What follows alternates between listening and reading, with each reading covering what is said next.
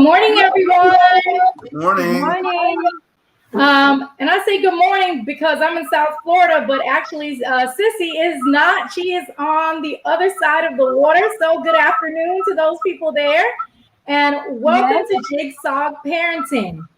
My name is Sumitra Single, and I just want to tell you guys a little bit about what is Jigsaw Parenting and how did we come up with this. So the backstory on that is we have a friend who thought it was quite interesting if you look at what goes on with parenting from different backgrounds.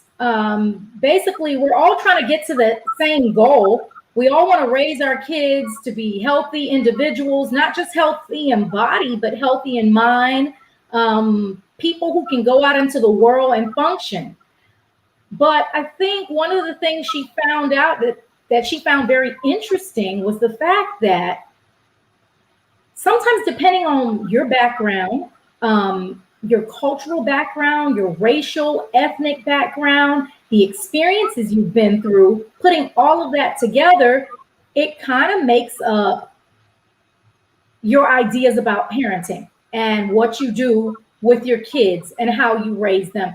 And of course, not just you, but the other parent of the child. Together, it all kind of comes together. So that's where this idea was born out of Jigsaw Parenting, because if you think about it, it's so many different pieces of the puzzle that come together to make one whole, which we call parenting. So my name is Sumitra Single. Little bit about me. I live in the South Florida area. My mother is from the Caribbean, specifically Belize. Belize is, a lot of times people have never even heard of it.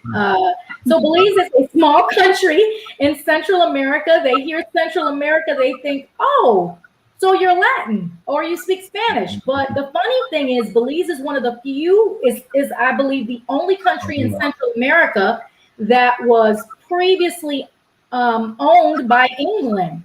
So because of that, English is their language versus the rest of Central America, which was owned by Spain. Their primary language, their first language is Spanish. So my mother is from Belize and my father is from India. I was born here in the U.S. in Philadelphia, Pennsylvania. I grew up here in Miami and raised by just my mom. So that's a little bit about me. Let's not forget the most important thing. I have 3 kids. 2 are in high school. 1 is a senior in high school about to graduate. And the youngest one is in middle school, her first year in middle school. So Stephen, let me hand it over to you. Can you introduce yourself to everyone? I sure can. My name is Stephen Bax. I'm going to start with my kids. I have 2 kids who also know Sumitra's kids. The oldest is a senior and goes to school with Jordan. And the youngest goes to school with your daughter, also in the 6th grade. So this is for them. I am white guy from the Midwest, born in Dayton, Ohio. Grew up here in South Florida in Hollywood Hills, which was a predominantly white suburb between Fort Lauderdale and Miami. But I grew up it was predominantly white where I grew up. Went to college. Had a black roommate, learned a lot from him. There was very little interaction growing up. And I've been teaching for 25 years, and 14 of those years were in a predominantly black school, 9 years in a predominantly Hispanic school. That has shaped a lot of my perspective. My wife, she passed away about 2.5 years ago. She was Peruvian, and we had 20 wonderful years together and our 2 wonderful kids. And Sumitra went through watched what I went through. That was not, fighting cancer for 2.5 years, and it was a total surprise and shock. But her family and I are very close. My youngest son is at the beach right now with her family, and we're still very close. They help out a great deal. It's a very different family orientation between my wife's family and my family. Very, very different dynamic. And that has shaped a lot of what my kids have become as well, and what they're becoming, I should say. And I should also mention we teach together. Yes. I mentioned in the last episode, so we've known each other for a number of years. Sissy, it's all yours. And I want to say, wait. Okay. Sissy, we're so happy to have you here today because Yes. unfortunately I'm happy to be here. we had some technical difficulties and she couldn't be here, but come on in, Sissy, and do your thing. Okay, I will. As you can see, I'm Sissy Van Park. I know the two of you through Stephanie. Sumitra, I've known you a bit longer because I know you're a best friend. And Stephen, I just met you, but I really like you. So that's a good thing. I grew up here on Curacao, on a Caribbean island, small island. Like you, Sumitra, most people don't know about Curacao. They all know Aruba, but they don't know about Curacao. So, I've got a native mom living there on Curacao. She met my dad. My dad is a Dutch guy. Went there for work, stayed there, got married again. So I was born there on Curacao and came up to the Netherlands, where I currently live. Different time zone, that's correct. And I stayed here after school. I found a job. I found my husband and got kids. So decided to stay. But I do miss my island. But recently, well, about 2 years, I'm divorced after 20 years of marriage. So right now I'm a single mom of 2 girls, a 20-year-old and a 10-year-old, a big age difference. Yes. One is in elementary school and the other one dropped out of college. And since a month, coming back to live at home with me. So after being gone for 4 years, so there's a lot of stuff going on and a lot of stuff getting used to again, but that's the challenges I have to deal with. So it's very exciting, and I'm hoping for advice and giving advice about how we do stuff around here. I agree. So on that note, you guys hear a little bit about us. Today's topic is cell phones. So let me tell you, we are talking about today our viewpoints on when is the right time to let your child have a cell phone. And I want to tell you, the difference between right now and even just as far back, or really not even as far back, as close back as 5 years ago, things have changed so much with cell phones.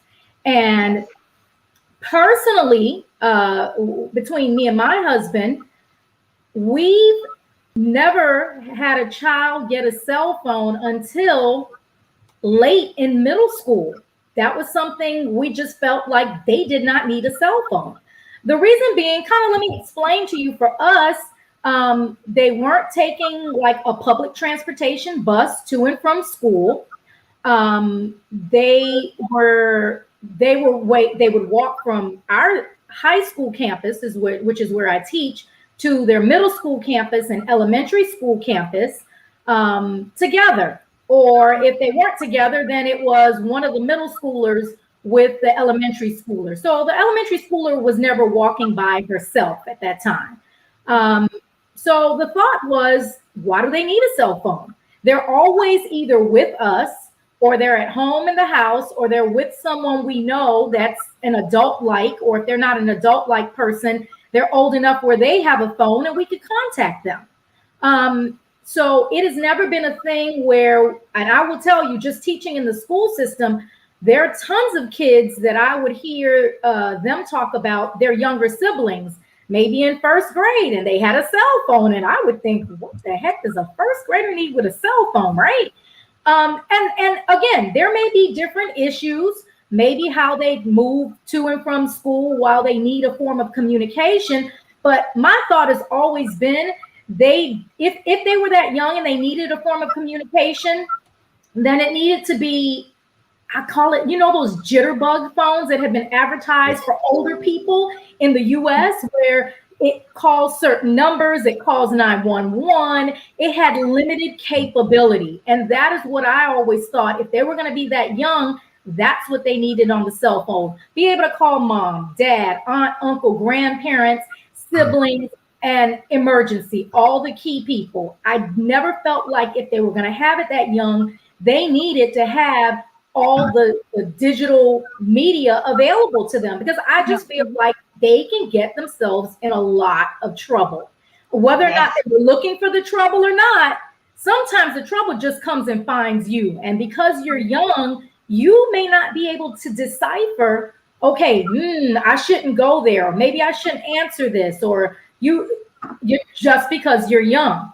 So again, for us, it wasn't until middle school, late middle school, that they got phones, except the last one. We went ahead and let this last one have a cell phone in 6th grade, just this school year. And let me tell you, it has come with some challenges, because some of the things that I was concerned about are now starting to pop up. Okay, so that's my viewpoint. I'm going to actually, Sissy, I'm going to go your way this time. What are your thoughts about when they should get cell phones? Well, I'm with you on that one, because if you're going to get them a phone while they're so young, it should be a phone only for making phone calls, not the ones with apps and all the other. It shouldn't be a computer. It should be just a phone, because they'll get themselves in trouble if it's taking pictures or getting to see stuff they shouldn't see. So I agree with you on that one. It's the age limit. If we're talking age limit, it should be 11, 12 years old, like where here they just gonna go to high school, because then it's necessary. All the ages below that, it's not necessary. You should be able to make good appointments, or good discuss with your mom or dad what time you should be where. So there would always be like a check for, if you're not there, there's someone going to be there to alarm me that, hey, your kid hasn't arrived.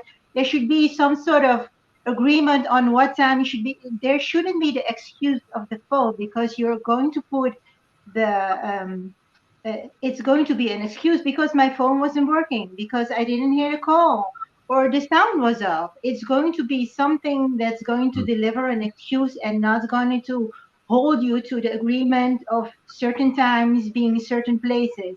That's how I feel about the phone. Not before 12 years old. No, they're gonna get in trouble. Yeah. And so, Sissy, did you also do that? Did they not get phones until that age with you? Yes, I waited until the last year of elementary, and still, like you, we hit a huge bump, because then you buy the phone and you put certain limits on it, and then there'll be a friend that knows all about phones, and they'll pick it up. And then I was paying for groceries, and I couldn't pay because my check or my payment just blew off on the phone, on the bill of the phone of my daughter. And I came home and checked my account, and I was, oh my God, what happened? And I was, my friend helped me out, so I could download this and download that. Oh my gosh. And there was the bill. So they're gonna get into trouble. And this, even when I waited until she was 12 years old, this still happened. So they don't know, and don't know the responsibilities about a certain stuff. And the phone just, they'll ask a question and they'll answer, yeah, sure, I wanna. And then they'll go ahead. So that's something they don't oversee, the huge problems that can come from having a phone that can do everything. Right. What about you, Stephen? Well, my oldest one didn't get his until 9th grade, and he really didn't grumble about it too much. Granted, we were going through a few things. My wife was very sick at the time. My youngest one got his in elementary school. He got his in 5th grade, and there was a reason behind it. I actually might have been 4th or 5th grade. In any case, it was my wife had passed, and so we gave him her phone. Okay. And, so there was that attachment to it, so special circumstance. It has brought up some problems. He's too in touch with his friends sometimes, and his grades slipped a bit. It is completely unlocked now. He has his own phone number and his own phone, but it has to stay in my room at night. Okay. And if he doesn't get on a roll, then we're on spring break right now. His phone and his computer stay in my room for the entire spring break. He cannot touch them. He cannot play video games. He cannot contact his friends. He does get to go out. He went to Top Golf with my sister-in-law yesterday. They're at the beach right now. So he does get to go out, and I think that's okay. I think they need that familial connection. Right. The pandemic has also created a special situation. The kids have to have their mind on their phone. Even at the middle school level now, they have to have their mind. And so that's created a special circumstance.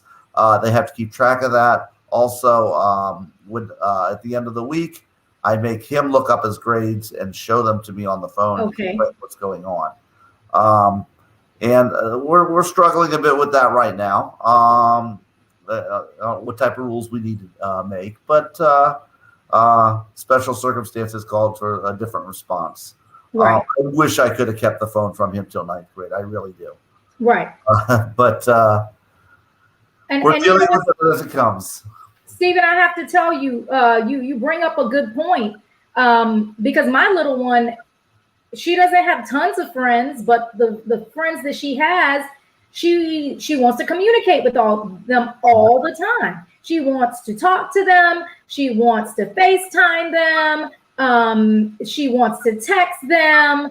They might be doing homework together and on the phone. And I'm like, this is ridiculous. You know, how do you spend more time on the phone than I do? And I don't spend a lot of time on the phone. I use the phone for the purpose that it is. I do use it as a computer. I must say, technology has made life very convenient for all of us. The phone is completely different from what it was 15 years ago. And I can say that because, of course, you're talking to a group of parents who we're all well over the age of 40. So we've been brought up in a different time period. We were all brought up in a time where there was no phones. And you were, like Sissy said, you were expected, okay, you're going to be here. The bus drops you off at this time, or you're going to meet someone here. Okay, I expect you to be there. And within 5-10 minutes of you getting there, I know you're going to be calling me.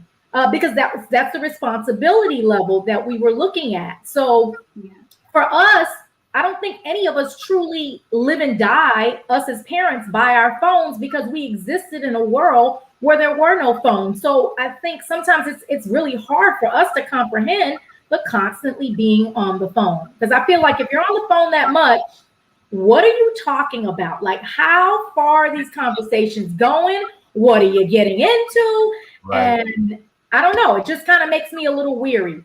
Oh, yeah. Yeah, that's true. And then that raises the question, do you check up on your phone? Is the phone of your kid, is it a private thing? Or do you go back, like they don't do you check what they talk about? Well, the level of privacy, how much do you give them or not? Right. That's funny. That's really funny that you say that. We kind of, for us, we haven't been the type to check up on what they've been doing on their phone unless they've given us a reason to see what's going on. Now, I will tell you this. Only my oldest has social media. The other two do not have social media. Really? But when we said, okay, you can get social media, she couldn't get every single platform out there. It was like, okay, pick the one that you plan to be on, and we have to be your friends on it. Because now, granted, I know they can do private things, obviously, but just because of where those platforms can go and it's just open up to the entire world, then, and I'm not saying, anybody's a saint, any of my kids are a saint, but we need to be on your social media. We need to know what you're saying there. So in that case, I do know what's going on there, at least what's on the public part of that for her. Mm-hmm. But I haven't really gone into say, let me see your phone, unless they've given me a cause to ask it. Like Stephen said, okay, if grades are dropping, let's see what the heck is going on. Luckily, we've been staying on top of grades. But if there's any kind of thing that looks a little like, I don't know, even if it's not grades, just something seems off, that's definitely prompts me to look into it. What about you, Sissy? Yeah, I feel the same way. I'm trying to giving them the space, the room to talk and do, because most of the time it's about nothing, or it's close games or whatever. But as soon as I pick up on something or I feel like something's off, then I'll go check. But I try to, conversational wise, keep the level real low. They can talk to me about literally anything. Just today, my 10-year-old was playing a game and she said, "Mom, some guy asked me to go study with him. I don't know who this is." I'm like, "You're playing a game. So you don't know, why would you go study? What would he want to do? You're online, you don't know him." So I try to keep the level really low so they feel like they can tell me literally anything and I won't go up. Right. I'll just laugh about it, and in my mind I'll go like, "What the heck's going Right. on?" You're freaking out. You're freaking out in the background. It's like, that's, you don't know them, so what did you say? I'll try to keep low key so they keep filling me up, and if I feel like, no, this is not right, then I'll go check. But I'll try to give them the room so they feel like they can be themselves, especially that. I agree. What about you, Stephen? Oh, wait, Stephen, I think you're on mute. Yeah. You I don't know how muted. There you are. In any case, I wish I had given my younger son the phone later. The circumstances demanded that he needed it at the time. I do worry about the phone. I did find out with the oldest when he did get his phone that a student, one of his a girl that he was dating, was in serious trouble. I can't go too much into that, but it may have actually saved her life. Okay. So it has gotten that serious. That said, I don't want them with their phones in their rooms alone. I keep the phones in my room. I'm a little more free with my oldest. He's about to graduate high school. He's got to learn responsibility, what to do with that, and he has shown that. He has shown that responsibility, particularly in the last year. He's really grown up a lot. My younger one, he tries to hide it. I like to have him keep it in my room. He tries to make me forget. And sometimes I do. Sometimes I'll fall asleep before hopefully Dad will fall asleep and won't remember to ask me about that dumb phone. And then the next day he's really tired, and I know why. Probably been out playing games. Yeah, exactly. Yeah. Okay, well, I think this has been a great conversation today. I know obviously different parents have different views as far as cell phones and when is the right time. And sometimes there are special circumstances, but I think we all just have to remain vigilant as far as what's going on in our homes. Yeah. And I want to thank you guys again for coming in to listen to us today. This was Jigsaw Parenting. Again, my name is Sumitra Single, and I have Stephen Bax and Sissy Fanfare. And we hope to see you guys next week. Thank you guys so much. Thank you. Bye-bye. Bye-bye. Bye.